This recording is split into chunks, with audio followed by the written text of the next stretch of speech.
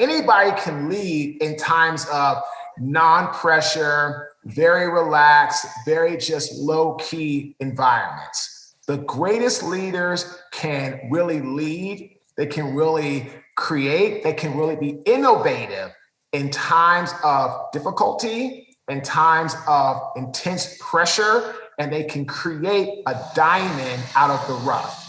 So that's what it's really all about as a leader, being able to have that mindset to bend if things get difficult, which it does, but never break. Welcome to the HR L&D Podcast with your host, Nick Day, CEO and founder of JGA Recruitment, specialist HR recruiters. Tuning into the HR L&D Podcast will help you to discover strategic growth concepts, leadership development strategies, and the values and behaviours that drive organisational change and success. Together, let's empower our workforces, diversify our thinking, and achieve significant HR success. Hello and welcome back to the HR L&D Podcast. Today I am joined by Marques Ogden, a Harvard University graduate who followed his dream and his brother Jonathan Ogden's footsteps, who is an NFL Hall of Famer, by the way, by getting drafted into the NFL in 2003. Marques played professional American football for 5 years as an offensive lineman for the Titans, Bills, Ravens, and the Jaguars. Now, you may be wondering why I've invited an ex-pro American football player to the HR L&D podcast. Well, let me tell you all, Marques has quite the story to share. He's now a skilled author, celebrity success coach, commentator, and leadership expert. And without me giving too much away too soon, I would love to take this opportunity to welcome elite sportsman, elite coach, elite leader, Marques Ogden to the HR L&D podcast show. Marques, hello. How are you feeling today? I'm doing well, Nick. How are you, sir? I'm very good. I'm very excited to have an elite sportsman and a sport mad myself having on this podcast on the other side of the water. So fantastic. Going to jump straight in with a big one for you, just to get us going, just to get everyone right in the right zone here, right? So with this first question, what does the word leadership mean to you? Leadership to me, Nick, means the art of getting people to do what you want done because they want to do it. General Dwight D. Eisenhower, former general of the U.S. Army and president of the United States. It's about getting people to see that they are part of a bigger cause than themselves. Great leaders like Dr. Martin Luther King Jr., Rosa Parks, Mother Teresa, Winston Churchill, were all great leaders that were able to get others to support a cause, but at the same time, Nick, they serve a cause greater than themselves. Love that. What a great way to kick off the show. So I mentioned very briefly in my introduction there that you've got, quite a story to tell. So let's put this into some context. I've got you on the podcast with me today, and I think it's fair to say you know what it's like to work through transition, to be able to pivot, to work through problems and adversity. Just roots, if you can, the conversation with a little bit of introduction in terms of your story, just so the listeners are a little bit more familiar as I am with your journey that takes you to the show with me today. Sure, Nick. So I'm a former NFL athlete, played for almost 6 years, got out of the NFL. I struggled immensely with alcoholism, addiction, gambling, nightlife, because I wasn't prepared for that next transition. Sure. Built a very successful construction real estate business in Baltimore City and the state of Maryland. It became the largest African-American subcontracting company in the city of Baltimore and the state of Maryland for 2 years. But unfortunately, Nick, as my company grew, so did my ego. As a result of my ego making some bad decisions and not really taking care of my company the way I should have, I lost my company and everything I owned in 2013. And I filed a complete Chapter 7 bankruptcy, lost all my money, home, cars, all my possessions, everything was gone. Ended up moving now to Raleigh, North Carolina, where I'm at today. Worked for a couple different jobs, fired from 2 different jobs in the same week, Nick. And I ended up getting a job as a football coach, and I took a part-time job as a custodian. And when I did that, what happened is I ended up really hitting my rock bottom. And when I hit rock bottom, I had what was called my spoiled milk moment of clarity. And that moment of clarity, Nick, made me understand that if I didn't get my life together, that's when I realized I could take control of my life today. And once I took control of my life, Nick, that's when things started getting better. Came home, decided to be, what am I going to do with my life? I said, I'm going to try to become a speaker. I launched my speaking business. And for the first 2.5 years, Nick, not one paid job. Wow. Got my first paid job in April 2016 with a small college down here in Wilmington, North Carolina. And I haven't looked back. I've been coached. I've learned. I've built processes. And in the last 5.5 years, Nick, I've worked for 27 Fortune 500 companies as a speaker, consultant, author, coach, brand ambassador. But again, I'm a guy that's made millions of dollars. I'm a guy that's made $8.25 an hour. I'm a guy that's had all the success in the world. I'm a guy that nobody wanted to listen to, talk to, or even speak to as a custodian. That's why I had this golden rule of life, Nick. Anybody wants to talk to me, I'm going to listen, because I've been on both sides, successful, not successful. And when I was not successful, I just wanted to talk to people about how I could get better. Nobody wanted to listen to me. So I made that rule, and that's how I live my life today. Fantastic. What a story. As you know, we've had some amazing leaders on this podcast show in the past. We've got some fantastic leaders that listen to this podcast. And of course, you wrote a very successful book that actually really, I guess, propelled you into the spotlight as well with the reviews and the accolades that it received. It was called The Success Cycle.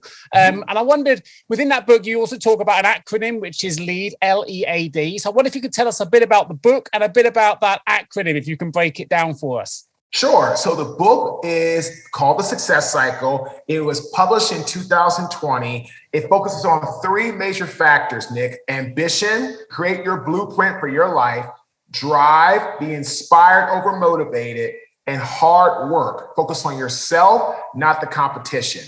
The acronym LEAD is leaders, engage, adapt, deliver. Great leaders are actively self-inspired self-starters. They don't have to wait for somebody to tell them what to do, where to be, how to get things done. That's not how they are. They're very just, I'm going to go get it done, and let's get it done today. They are engaging. They look at you in conversation. They pay attention to you. They don't look at their phone. They're not distracted. They're very focused on the task at hand. Adapt. As we all know, Nick, with the global pandemic, adapting, if you couldn't do it, you were going to struggle immensely. For sure. So that's all about pivoting, tweaking, making changes to get from where you are to where you want to be. And then D is deliver. When the lights are on, when it's time to go, deliver a top quality product all day long. Fantastic. I love that. I love the way that you emphasis on drive as well. As you say, to be successful, you've got to have that drive. You've got to have that wish to want to do it and to be able to deliver. In your view, then, taking this a step further, what are the key components, particularly because you've come from a real elite sports background, which not many people have experience in that kind of sector. You've now worked with, as you say, 27 of the major Fortune companies as well. What are the key components that you found are really needed to drive leadership, picking up on that word drive you mentioned, in those that you serve? It's got to come from authenticity. If you're not somebody that's authentic, if you're not somebody that's real, if you're not somebody that actually talks about things from your experiences, your life lessons, then you're somebody, I feel, that people will not relate to or will not respect. So it's very important that you get that set up right away. And you use authenticity, you use that whole persona, you use that whole setup to do exactly that.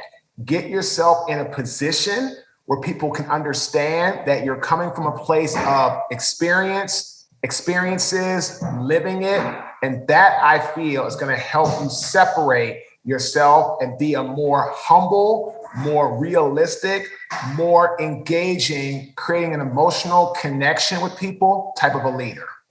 I couldn't agree more. I think authenticity as well at the minute seems to be, if you're not authentic, you're going to fail, right? That's the world we live in now. It's all about engagement. It's all about authenticity, particularly after what the whole world has just experienced with this pandemic. Something I'd be really interested to know from your perspective, and it's a chance for me to ask this.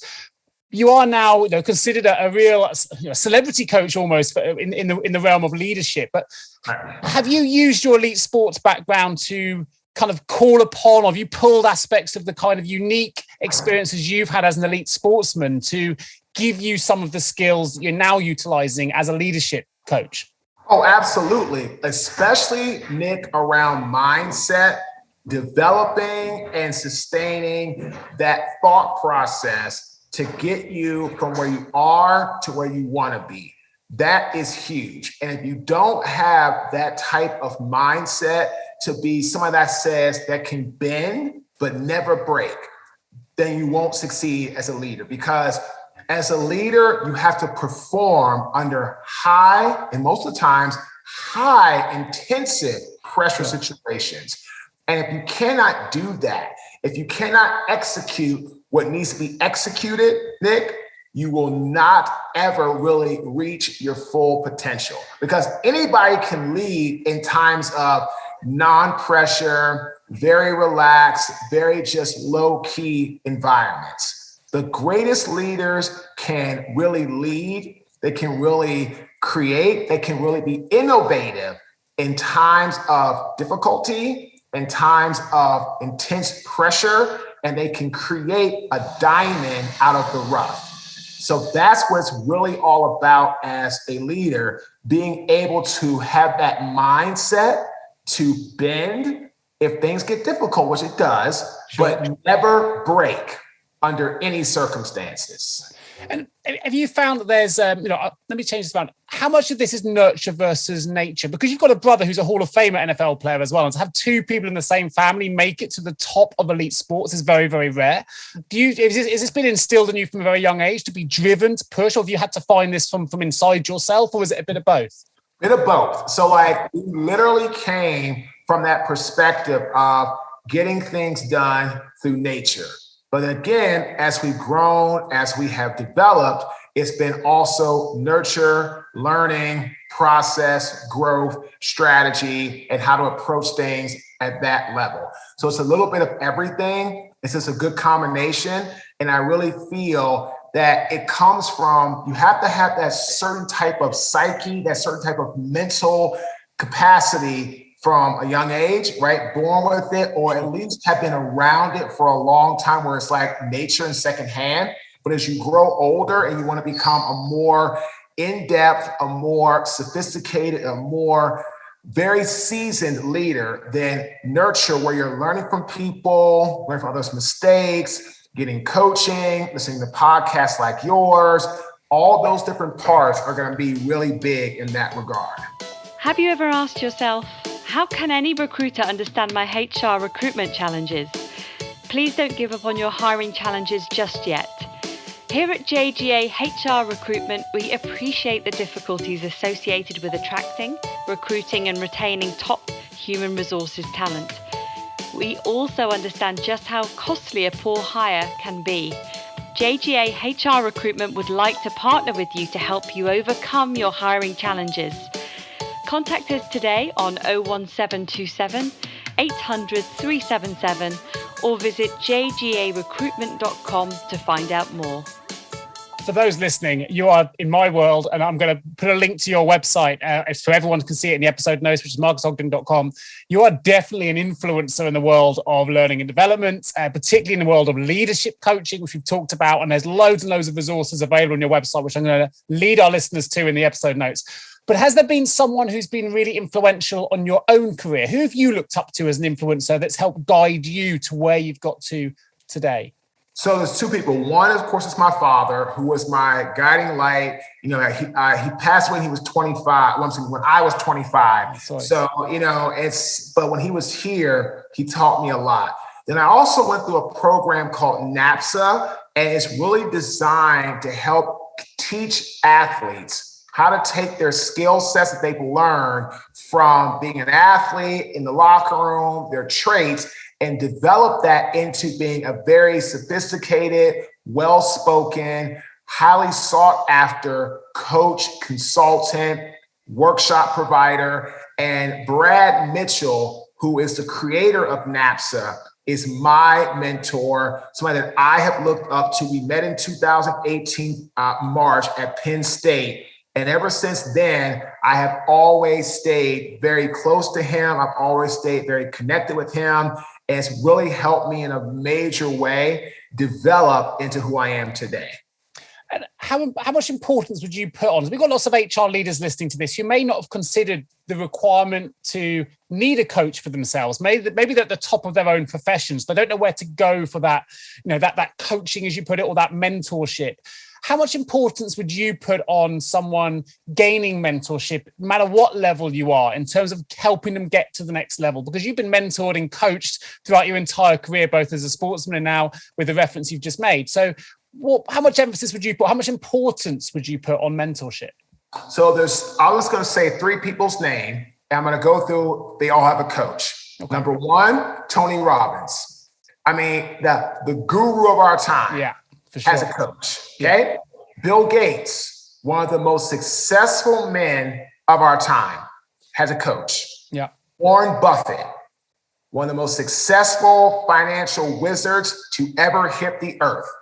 What does he have? A coach. There's a mic drop there, right? Boom. Everybody who is successful, I don't care what field you're in, I don't care what level you're at, I don't care what job you do. Athletes, professionals, executives, entrepreneurs, business owners, it doesn't matter. Tom Brady has a coach.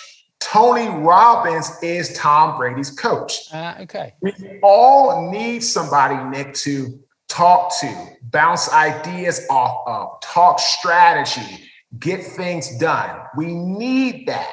And if we don't have that, what can happen to us is our ego can do what? Get the best of us. Sure. I know everything. I don't need to learn. And that's exactly how I thought in 2018 before I met Brad. I was having some success. Things were working. Oh, I don't need a coach. I don't know. And then my mentor, who wasn't my mentor like in what I'm doing today, he was a mentor of mine from football days, said, Marques, you're good at what you do. Absolutely. But if you want to be the best of the best, come to this program, get coached, have Brad coach you after, and I promise you, it'll be worth your time. And that was the best advice I ever got, Nick, because without Brad and NAPSA and learning how to do what I do today, there would be no the business would not be nearly as successful as it is. I'm sitting in here. We just closed on a home about 2 weeks ago. There's no way I'm buying a new home. There's no way our family is setting up the way we were set up without NAPSA and Brad, because I was just leaning on one part of my ability. Brad opened up another side that I didn't know was even there. As a result of that, that's how I ended up getting myself where I'm at today. And it's interesting enough, I just got a book today sent to me by, his name is Joe DeSena. Joe is the founder, the creator of the Spartan brand. I know, right? Joe DeSena very well. I'm a keen obstacle course racer myself, and I've competed in a lot of Spartan races, so I know Joe DeSena's name well. All right, so this right here was sent to me personally by Joe. Wow. Okay, Joe literally sent this to me, and he said, it's right here, an honorary Spartan.